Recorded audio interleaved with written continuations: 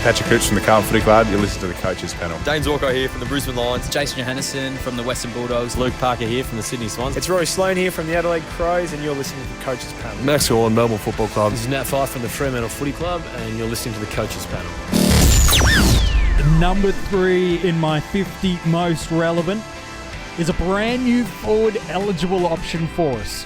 Steele Sidebottom from the Collingwood Football Club. Hello, you've got MJ from the Coaches Panel.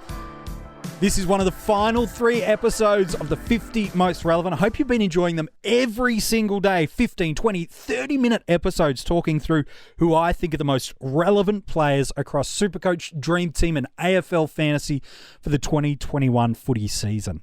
Joining me on this episode, I've gone Kiwi, bro, all really quickly. He's been on pretty much half of them. I love chatting with him. Fellow panellist Kane. Hello, buddy. How you doing?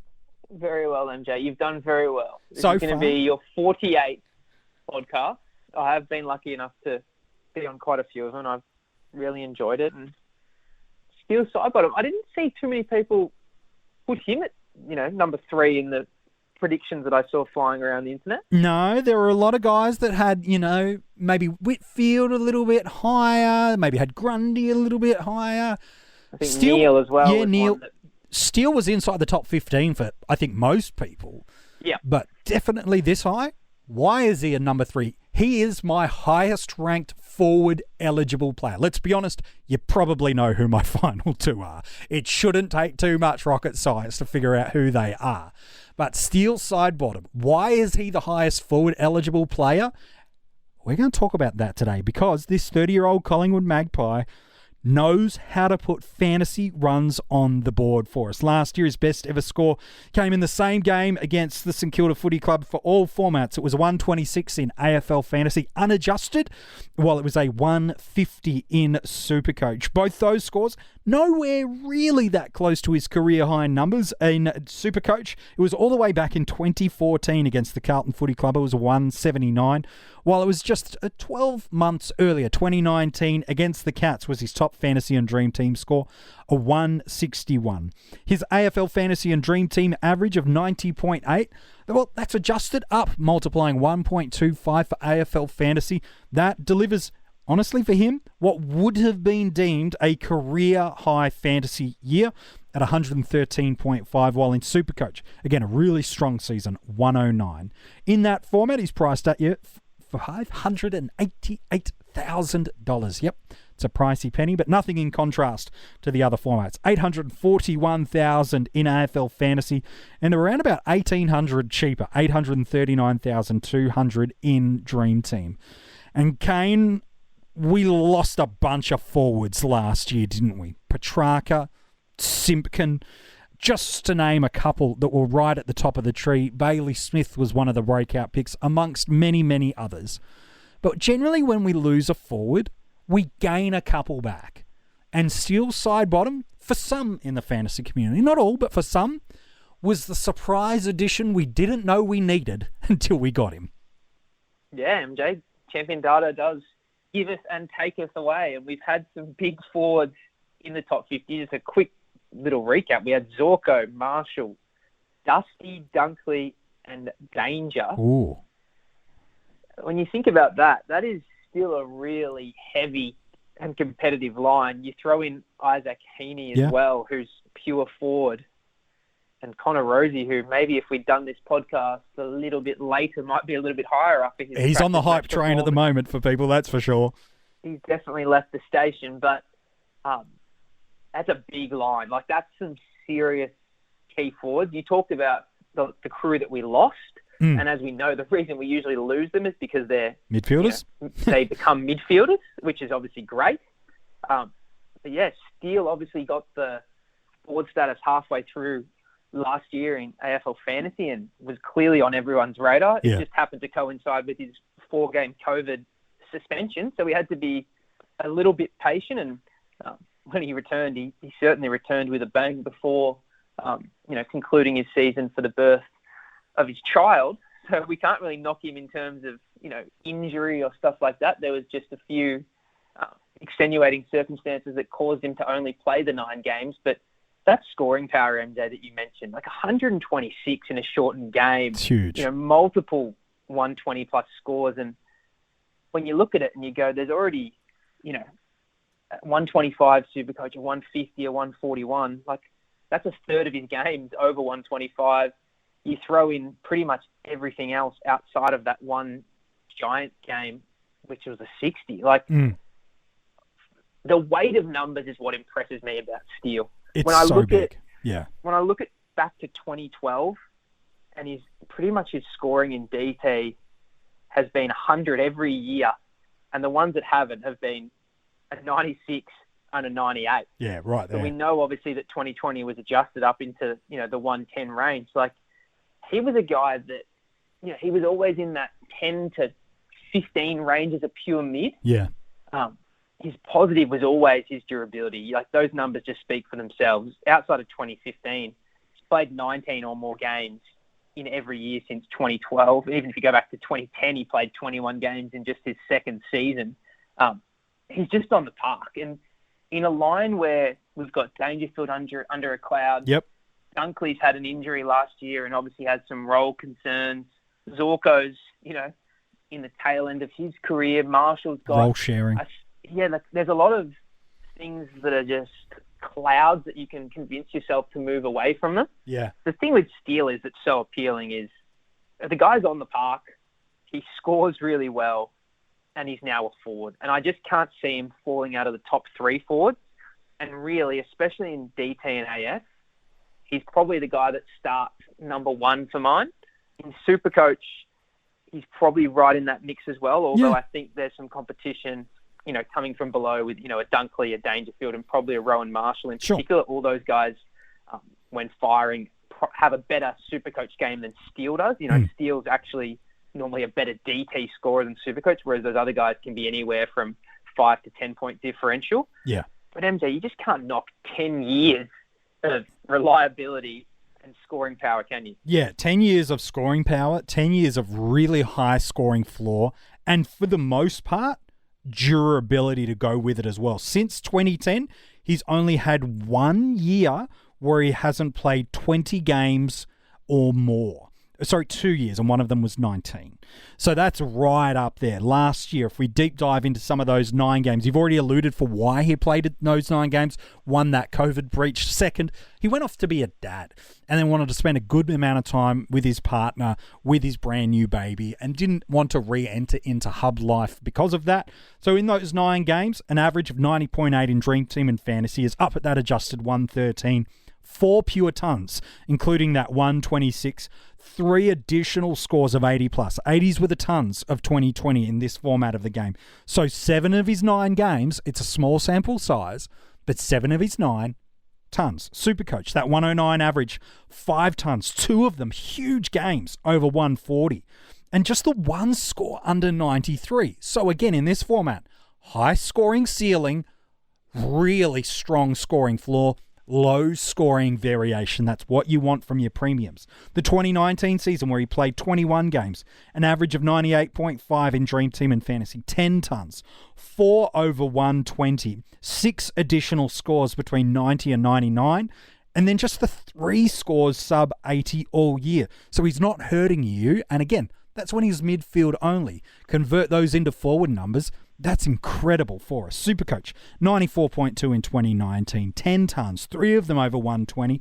A little more scores sub 80, just the 5 scores under that markup, but just incredible scoring ceiling durability. Has only missed 3 games in 4 years that he's been available to play because we're removing some of those suspensions out of there. He's just been so good for so long. And when we look at this forward line, I can put a question mark on pretty much anybody. Some, it's not there in permanent marker, but you can on most. On Steele, what's the question mark? There's not a question mark on durability. I just don't think that's warranted. So let's move that out. Is there a question mark on his price point? I'll argue that. Yep, that's fine. If someone said he's too expensive, well, sure, okay. Has he got a ceiling about him? Yes, he does. Does he have a nice high floor? Yes, he does. Does he have a question mark on his role? I don't think he does. Because what is Steele Sidebottom at his absolute peak? He is one of the greatest outside runners in the game. His footy IQ to get into space is elite. He's not just an outside player that does damage and cuts you up, although he does that. His just ability to position his body to be a first touch player in stoppage is just phenomenal.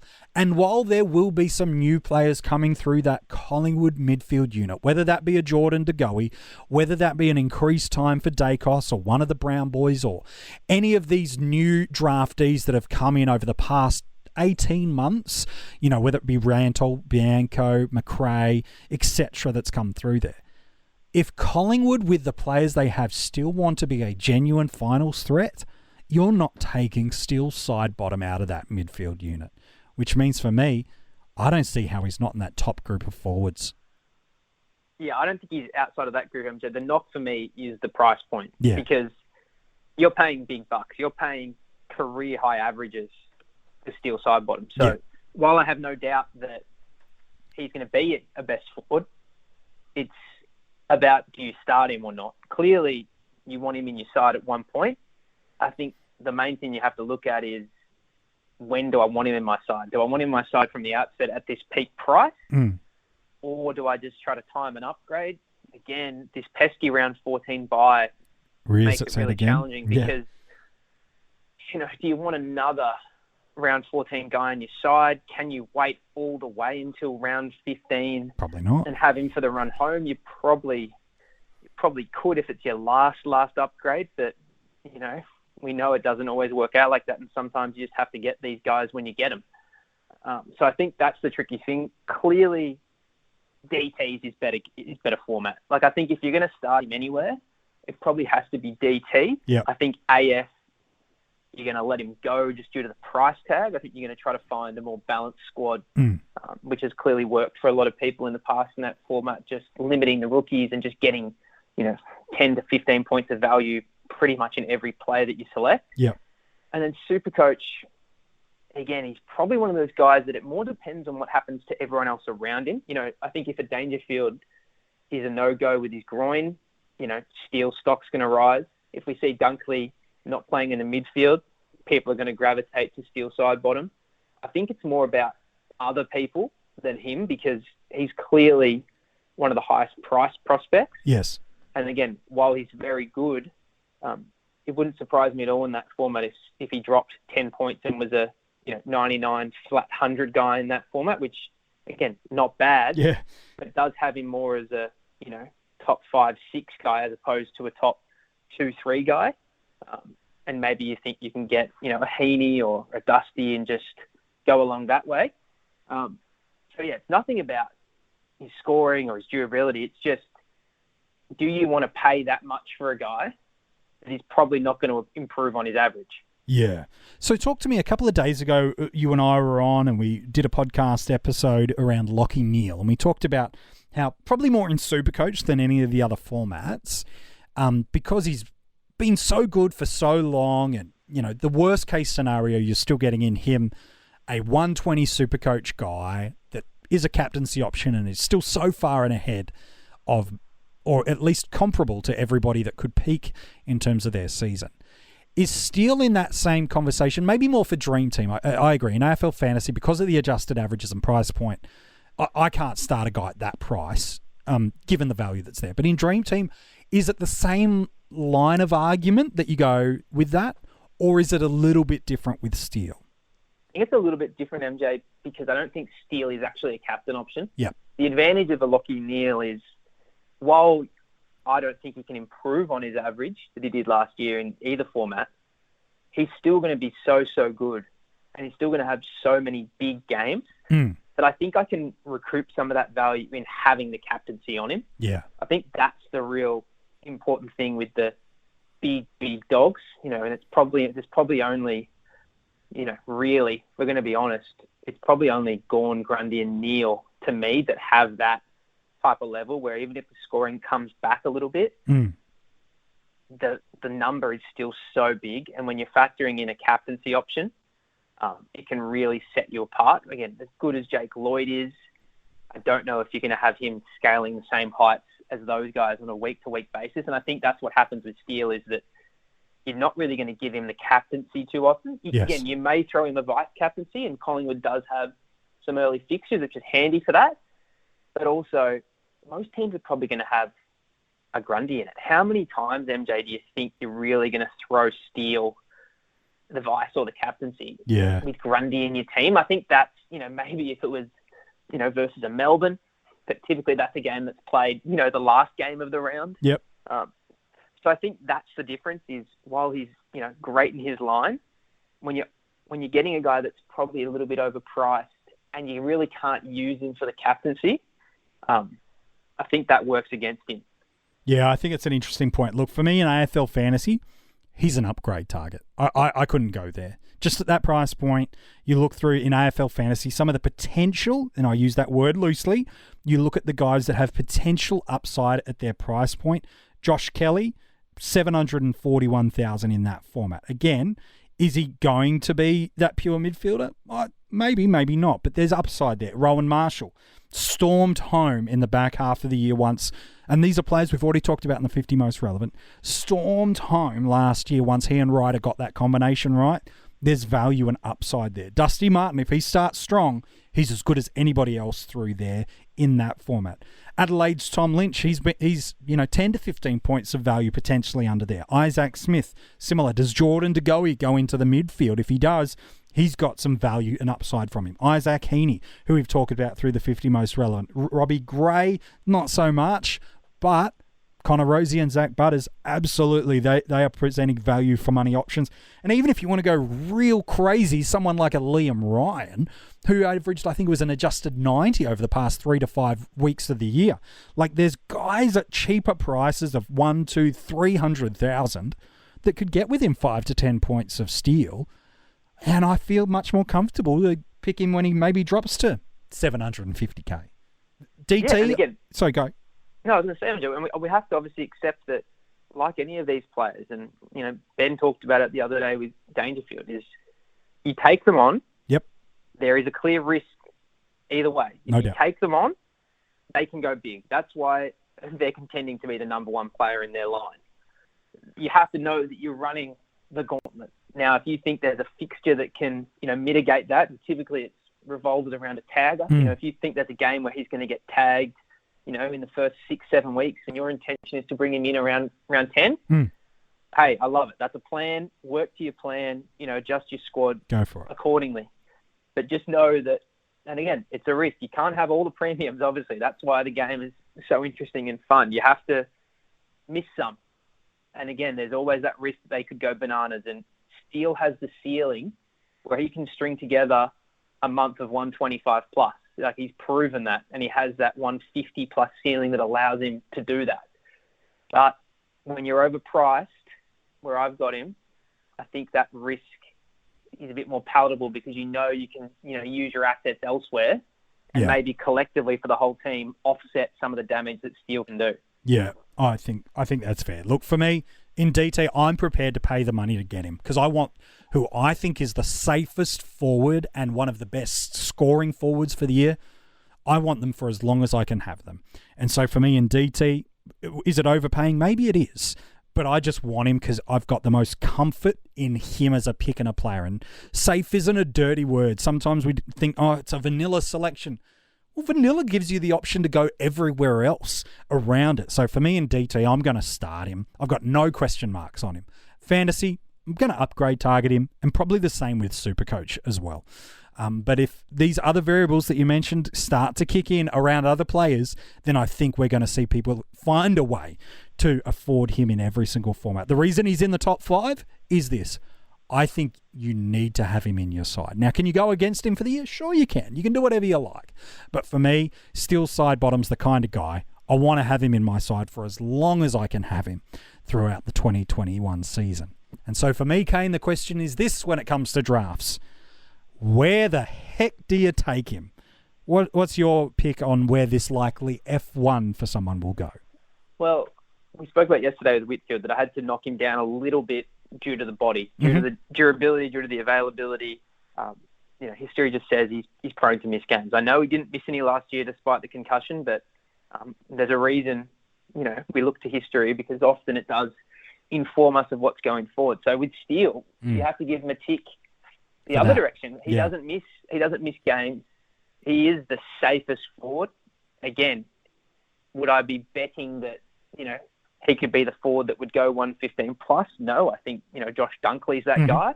But there is legitimate, concerns with a guy like Dunkley. And for Steele, I think he's probably MJ in that. Again, I'll just undercut Whitfield slightly and say he's probably in that 6 to 10 range. Yep.